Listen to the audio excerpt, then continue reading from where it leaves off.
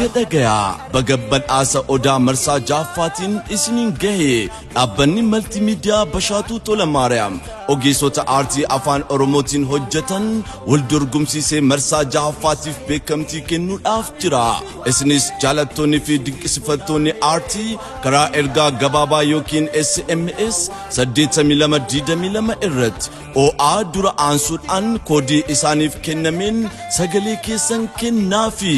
TAATOO FIILMII CIMTUU bara 2014 Gannat Geetaachoo yookiin Simboonee fiilmii du'eessiin duunee irraa OA 37 garuu waa tokko akka waadaan aseentuun barbaada.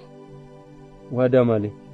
Akkuma isaan lafa abbaa keenya irra hin geenye dhorkuu malee lubbuu walii akka hin baasne.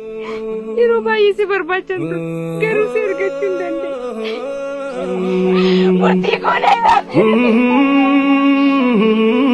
murtii seenyutti lagatti deemta.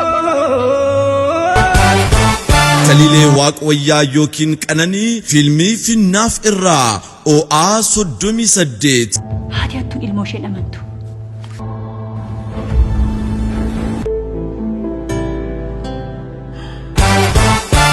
Tsiyoonii fi Abaaboo Abrahaam yookiin Roobee fiilmii ergaramaa irraa OA 39 Maatii koo altakkaa jiruun fadhume.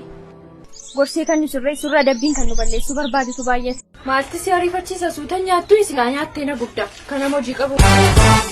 Haadhimamtoonni kunniin dorgomtoota badhaasa odaa marsaa jaaffaa ta'uudhaan dhiyaataniiru.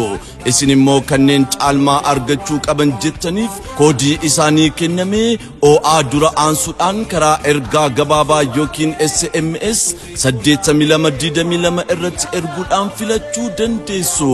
Odaa awwaa.